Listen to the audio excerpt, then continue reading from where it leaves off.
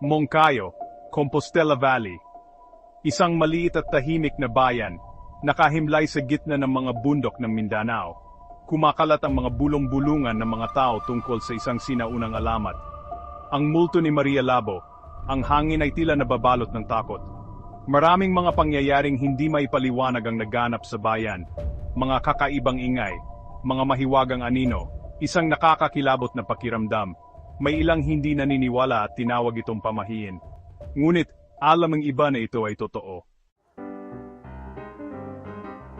Tatlong magkakaibigan, sina Miguel, Ramon, at Teresa, ang dumating sa Moncayo. Sila ay mga filmmaker. Nahumaling sila sa alamat ni Maria Labo.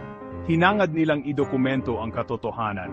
Nais nilang patunayan kung totoo o katang-isip lamang ang alamat. Binalaan sila ng mga taga roon, pinakiusapan nila silang umalis na.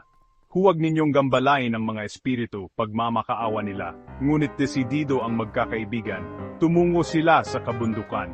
Walang kamalay-malay sa mga kakilakilabot na naghihintay sa kanila.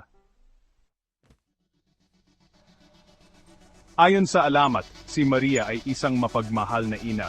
Ngunit dahil sa labis na kahirapan, siya ay nawala sa katinuan. Kumitil siya ng buhay ng sarili niyang mga anak.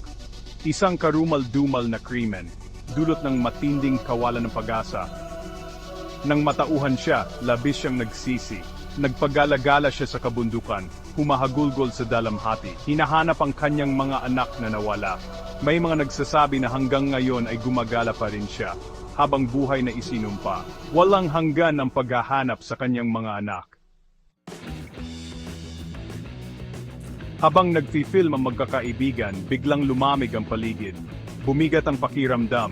Nakaramdam sila ng isang presensya. May nagmamasid sa kanila. Nakarinig sila ng isang bulong. Mga anak ko, nasaan na ang mga anak ko? Lagimang bumalot sa kanilang mga puso. Kumaripas sila ng takbo pababa ng bundok. Iniwan ang kanilang mga kagamitan. Hindi na sila muling nagpakita. Ang mga kuha nilang video ay nananatiling nawawala. Ang alamat ni Maria Labo ay patuloy na nabubuhay. Isang nakapangingilabot na paalala ng kadilimang nagkukubli sa mga anino.